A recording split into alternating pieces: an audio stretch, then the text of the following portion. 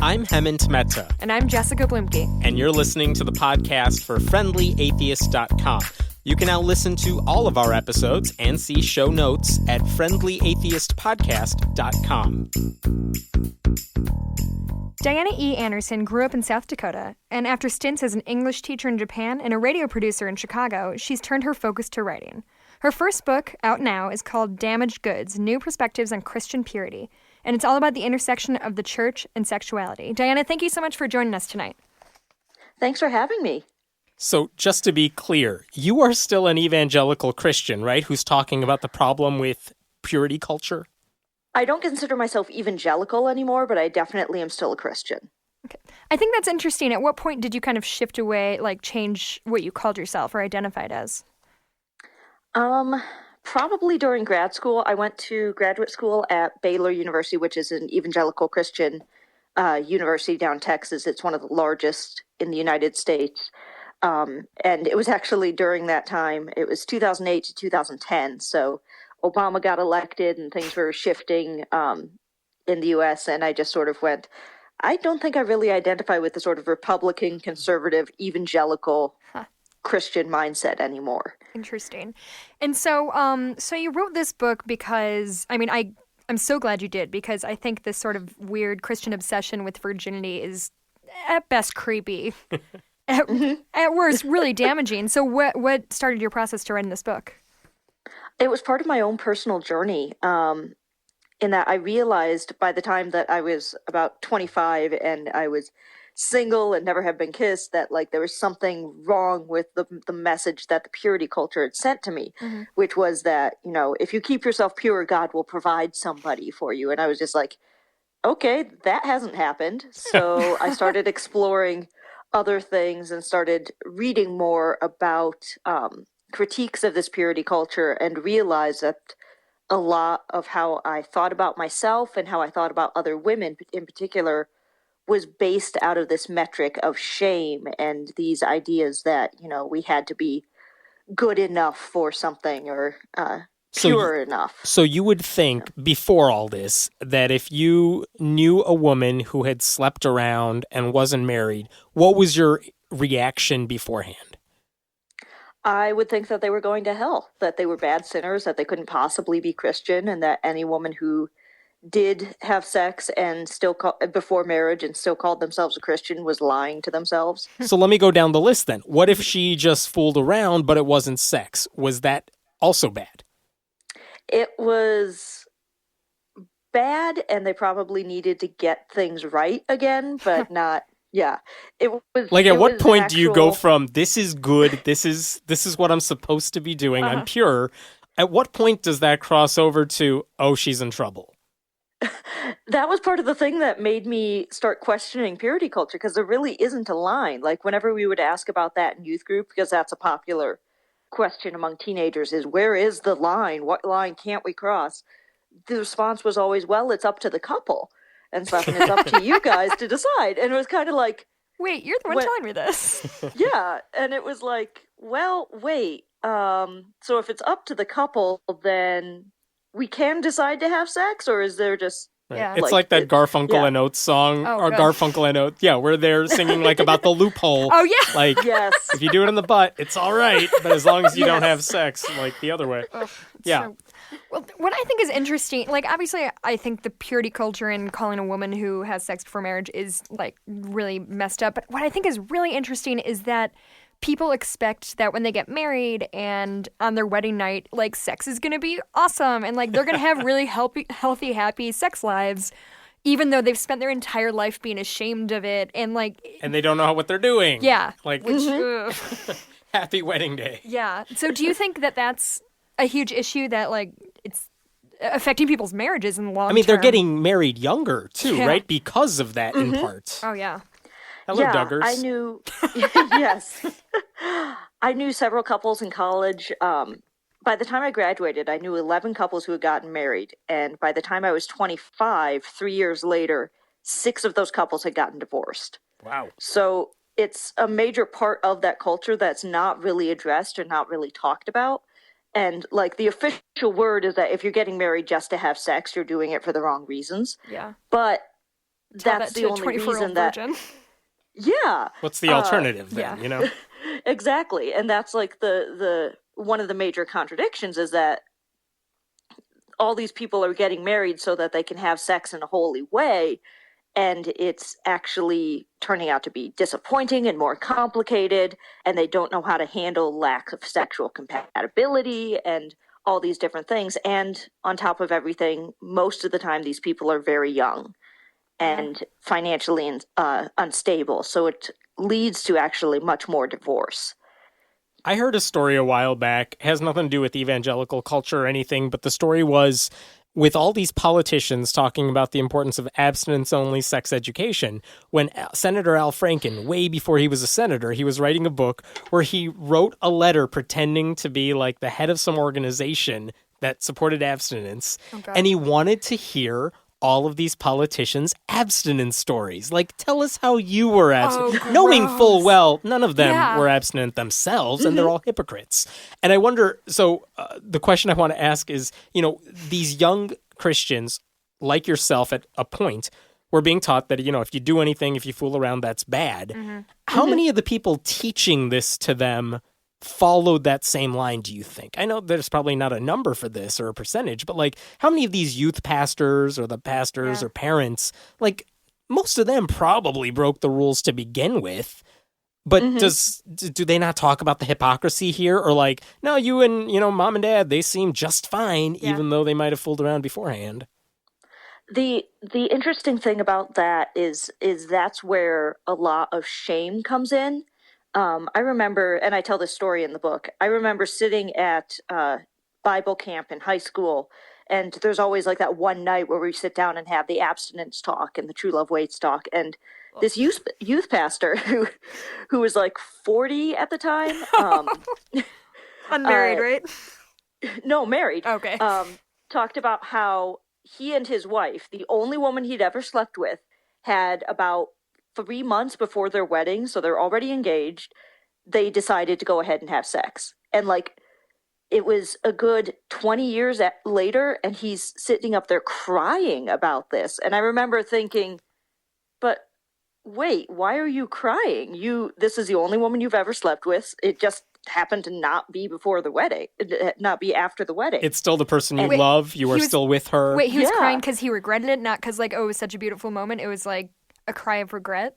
Yeah. Oh, gross. He was crying because he felt So still creepy. guilty about it 20 years later. And that was one of the things that just, like, it did. I remember in the moment, I was like 17 at the time, thinking, that's kind of weird, but I couldn't put my finger on it. I'm sure other students there like you felt the same way, right? Or were they all like, yep, that was pretty bad of him? Well, see, we're taught to respond to agree that, you know, well, that was bad, that was a bad decision, and this is sort of your testimony of how it ruined your life or something, but it didn't, and it was just all this shame and guilt that he felt from this pressure to be pure that was causing him angst. And I think for a lot of the people who want to teach abstinence now, a lot of their teachings are coming out of that sort of regret and that shame that they feel and stuff. And so they end up creating this sort of cycle of shame where they're telling their kids and their students that, you know, you'll ruin things if you mess up or something, because I felt bad about it. So now I'm going to make you feel bad about it. And the stereotype, I've never been, so correct me if I'm wrong, but the stereotype I've always heard about, you know, these youth camps or the Bible camps is that everyone's getting it on anyway. So was that talk before or after? Well, I wasn't particularly involved in those groups, but I do remember a friend telling me when we were in college that the first time he ever tried marijuana was at our church camp. So, well, there you go. Perfect. So here's one of the problems I have. Like, I don't really care if they just said sex should wait until you're married, because I think you can make a case for that, even if I don't agree with it. Yeah. But I do think when we talk about this abstinence-only education that people push, there's so much misinformation. It's not just their belief that you should wait. It's like inaccurate information. Why is the church okay with that? Why are people, I guess I don't hear about it as much, why don't people, especially younger people, call them out on it?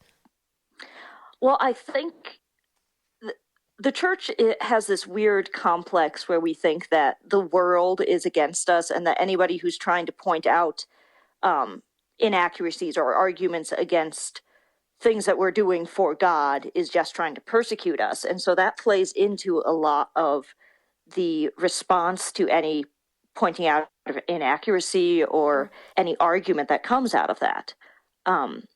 The National Abstinence Clearinghouse is actually in my hometown here in Sioux Falls. Congratulations. Yeah. And they put out this book called Abstinence 101. That It's is the only thing they put out. Oh, you're welcome. Shit, You're welcome. Oh my god. Oh boy. Sorry, finish I'll your thought. shut up now. Don't let Heaven's stupid jokes interrupt your line of thinking. That was so good. But they put out this book for parents and for teachers that's basically a template for arguing for abstinence-only education in your school district and in your state and stuff. And it has a lot of very slippery argumentation. I remember going through it and writing, well, that's technically wrong, but, they'll do things like conflate abstinence effectiveness. Like, nobody argues that abstinence is the best way not to get pregnant. Right. Like if you're not having sex, you're not going to get pregnant or an STD. Like, that's just purely true.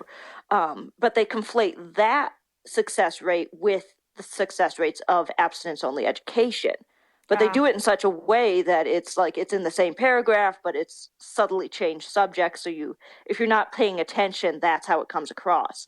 And so I think they make an effort to source well, but they do it in such a tricky way that they know the effect that it's having. Yeah. And they all consider it, in my impression, it's a sort of ends justifies the means. Sure. So this is going to come across snarky, and I really don't mean it this way. What is abstinence-only education? Like, isn't it like, don't have sex, and end of class? Because, like, I had sex education. They taught us things, like, about STDs and, like, birth control and stuff like that. By the way, didn't get pregnant, so... Congratulations. Nailed it. But seriously, like, what do they teach in these classes? It's almost like teaching creationism. You're done in a sentence. Yeah, Move like, on. God, period. God did it. You're done. And abstinence only is like, all right, God didn't do it, I guess. Yeah. I'm on a roll. You're so proud of yourself. I know. Yeah, like what are they teaching in these classes if it's just abstinence only? I went through, my sex education was a mishmash of like abstinence only and abstinence plus education, which is where they teach you some stuff about birth control, but they tell you that it's, not effective, or that all these bad things will happen if you do choose to have sex.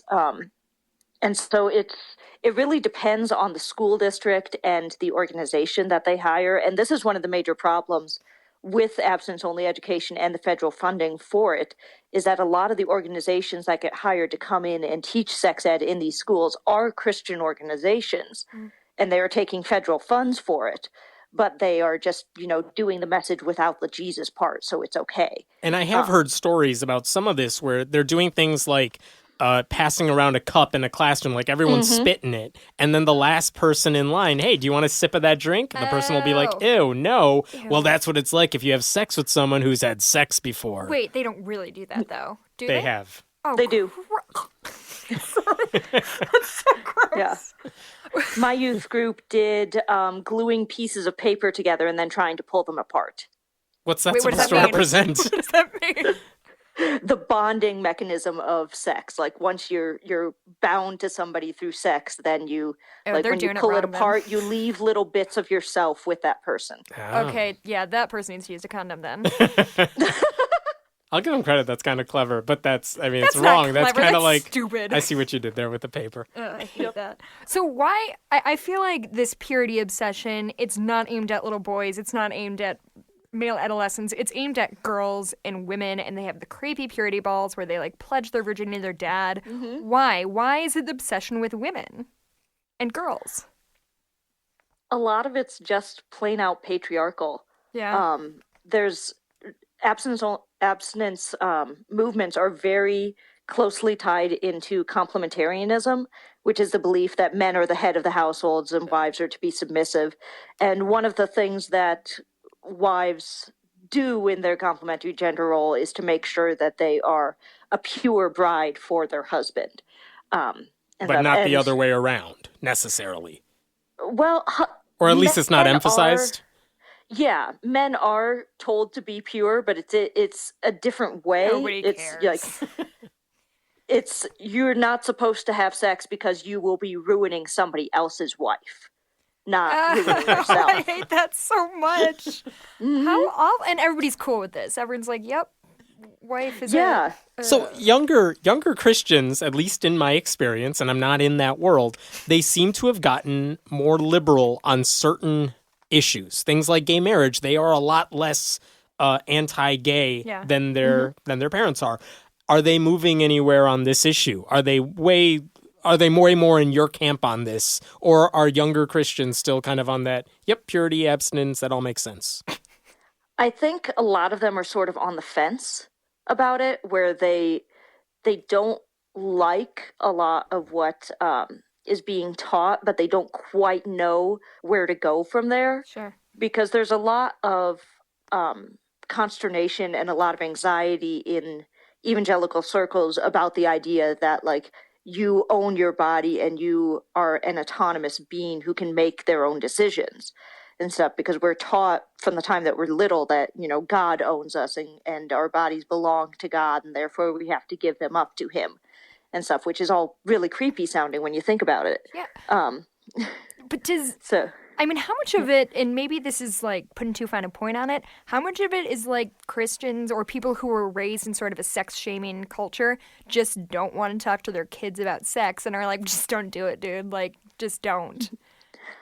I don't know. It would be interesting to see studies on how, like, parents talk to their kids about. I don't even know how you would go about doing that, but it would be interesting to survey parents about how they talk to their kids, because I think that is a lot of it. That's certainly how it was for me growing up. I never got the sex talk from my parents. I got all of it in school. I didn't either.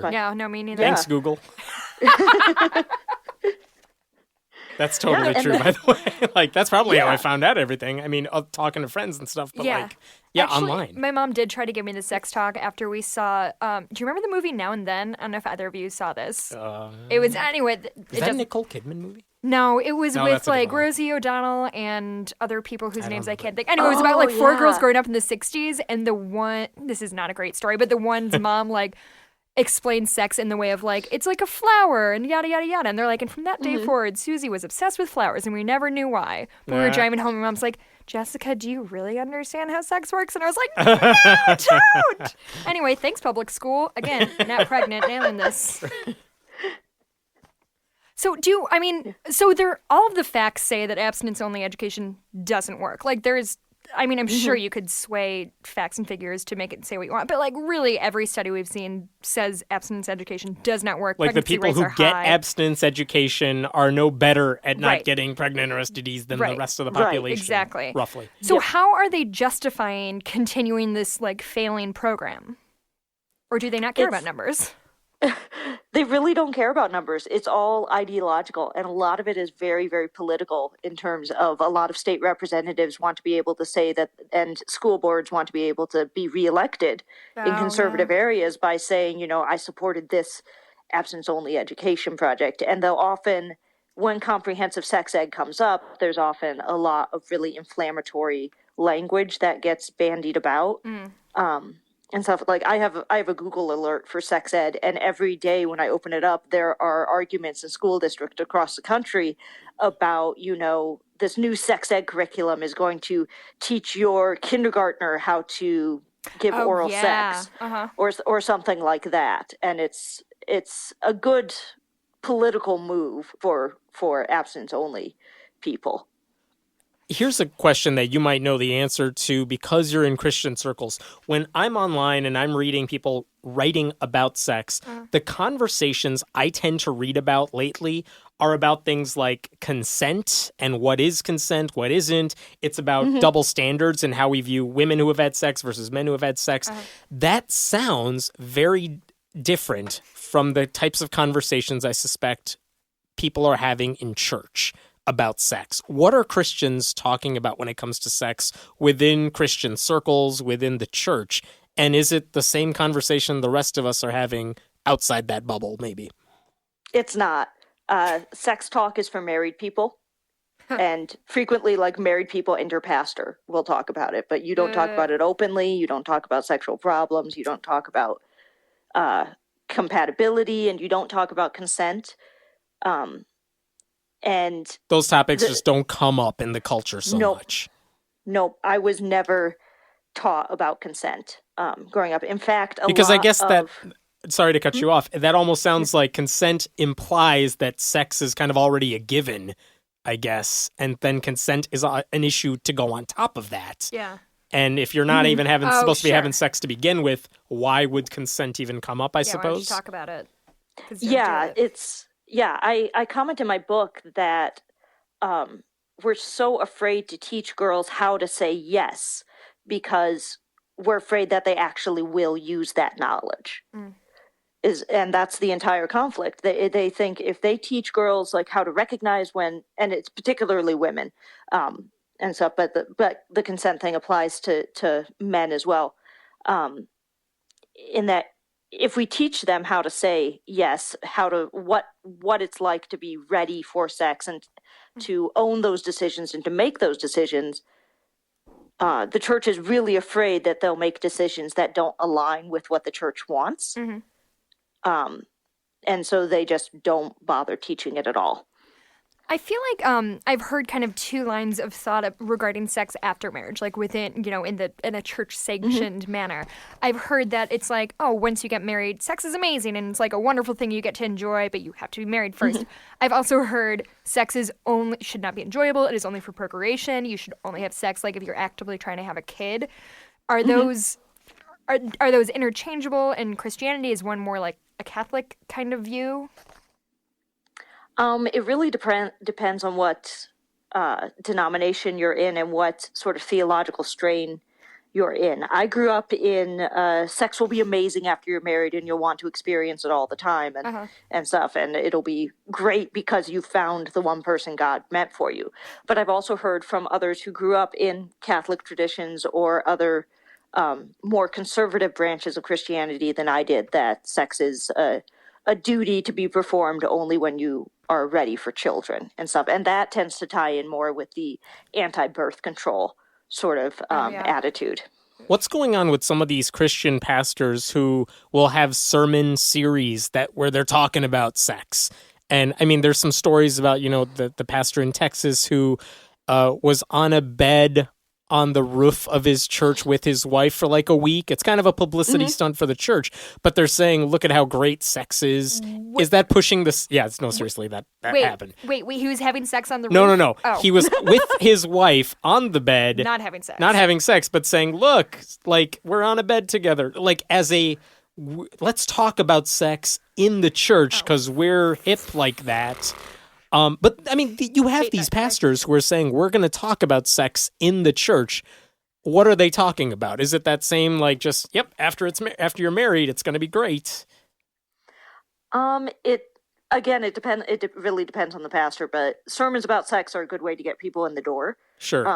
And stuff. And so a lot of pastors like to do that and stuff, and they'll talk about specifically how sex is meant to be between a cisgender man and a cisgender woman in a heterosexual marriage, and talk about how God created sex, and sex is a great bonding thing, and that sort of thing. And in my experience, it'll be about like what the Bible has to say about how sex isn't a duty. You're supposed to enjoy sex, and and you need to relax and let yourself go, and because that's one of the products of, I think it's an unconscious response to one of the products of purity culture, in that there are these people who grew up being told sex is dirty, sex is dirty, sex is dirty, and when they're married, oh, sex is great now, and stuff. And you can't flip that switch. Like it's really, really hard. So we've got this older generation now that's getting married, that's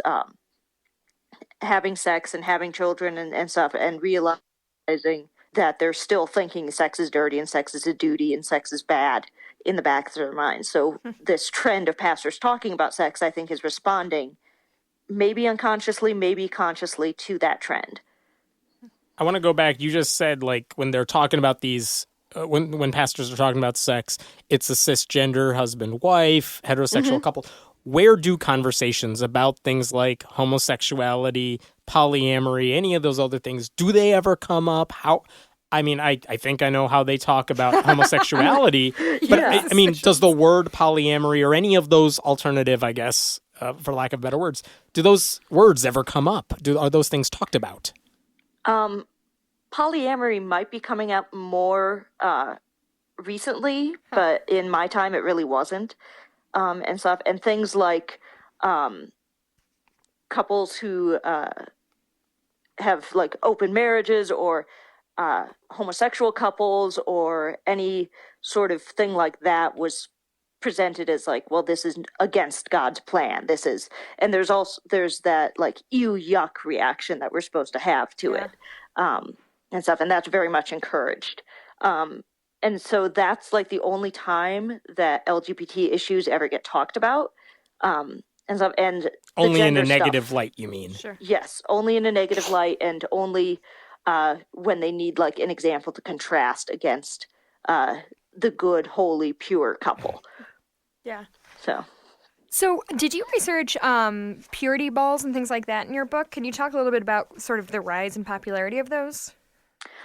Purity balls started in the early 90s in Colorado. Recent. I didn't know that. Yeah, yep. The purity movement as a whole, as a political force, only dates back to like 1975. It's not really as old as they proclaim it is. But yeah, the purity ball started in the early 90s with dad who wanted to show his daughters how much he cared about the fact that they were going to remain virgins. And that's really how it started. It's as creepy as it sounds. Yep, pretty much. And there are balls for young boys and their mothers, but those are called integrity balls. Because again, boys don't have to necessarily remain pure per se. Yes. I don't know why integrity balls sounds almost worse. It really does. Do you think the church is capable of becoming sex positive? I think it is, but we have to work really, really hard at it and stuff. We have to be very intentional about being open and inclusive. And I don't know if I see the current American church getting there. Who's we? You said we have to work. Who's we? Do you mean Christians, younger Christians, or? Yeah, I would say like my generation, millennials and younger, who are growing up to be the pastors of tomorrow and having kids and leading kids. Are you optimistic? Yeah, about my generation, I think so. Yeah, and so there are still like times when I read like Matt Walsh, who I think is actually younger than me. That's the right reaction to Matt Walsh. Yes. So there are those voices that are, who are basically good, rooting for the same abstinence culture, that sort of thing, right? Yeah. But I think they are slowly being drowned out. But I mean, they are doing their best to like put a cool guy image on Christianity, but I'm still, a bad boy Christian. Yeah, but by the way, you should all remain abstinent and pure. Yeah, like they're still towing the same line, but they're like, I've got a soul patch. Like I play guitar. Yeah, and that's been around since forever. Yeah. I know there are a lot more women Christians who are kind of rocking the boat on these issues, yourself included. I can't imagine what the blowback is like for you. I'm sure you get a lot of nasty shit from people online. I wonder, one, I mean, is that the case? And two, what are some of the good reactions you've gotten from people as this book has come out and people have looked at it? The bad reactions, like I have a tendency to react to negative things by laughing at them. Like it's the right reaction. Mockery. Yeah, mockery is sort of how I go about it. So I've been the most prominent bad reaction I think I've had was a review in Christianity Today, where a lady basically said that I'm a danger to the youth. Congratulations! I thought that was hilarious, and stuff. And the good reactions are all so much more meaningful to me because it's women who write and say, you know, I wish I could have handed this book to my teenage self. You're helping me get over this shame spiral that I've been in. You're helping me to understand who I am. Mm-hmm. I spoke in January. I spoke at the Gay Christian Network Conference in Portland, and on bisexuality, because I'm a bisexual woman, and I talked about bisexual people in the church and stuff. And there was a lady who came up afterwards and said, you know, you helped me realize that, you know, I'm actually bisexual. I'm not what I thought I was, you know, because I didn't think it was a real identity and stuff. And that I have a place in the church, and that, you know, I don't have to be afraid about having sex or you know, being a sexual human being and stuff. And so that sort of reaction is, frankly, the best thing.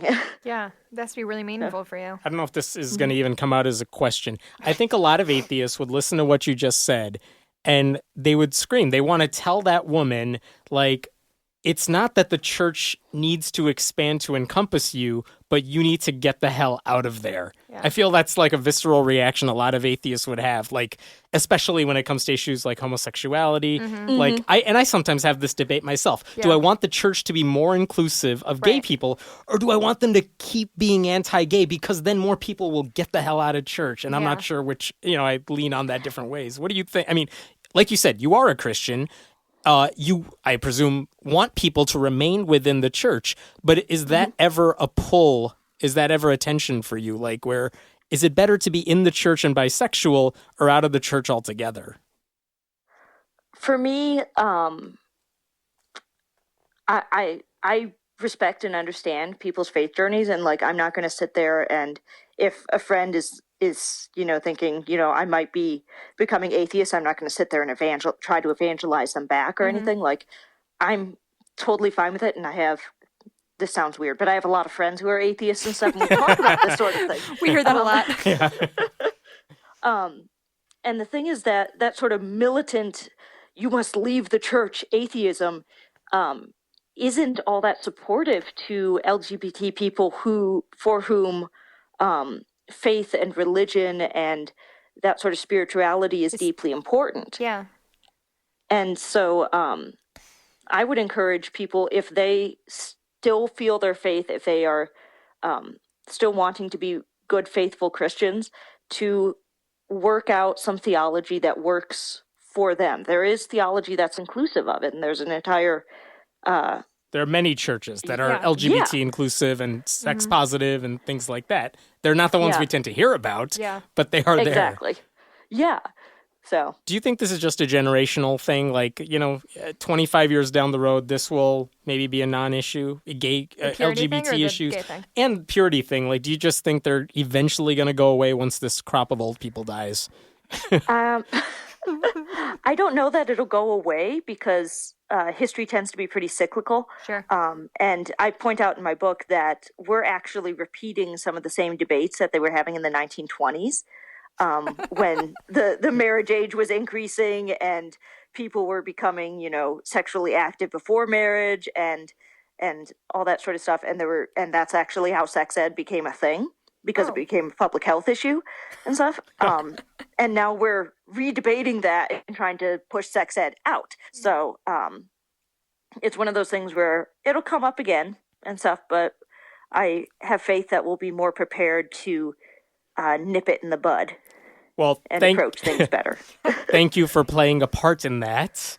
And we'll post a link. Dianna's book is called Damaged Goods, New Perspectives on Christian Purity. And we'll provide a link. Thank you so much for joining us. Thank you so much for having me. Thanks for listening to the podcast for FriendlyAtheist.com. This episode was taped at Cinnamon Sound Studios in Aurora, Illinois, and the music was written and performed by Brad Chagdis. If you like what you're hearing, please consider making a contribution at patreon.com/Hemant, that's He-Man T. We appreciate your support. I'm Hemant Mehta. And I'm Jessica Blumke. We hope you'll join us next time.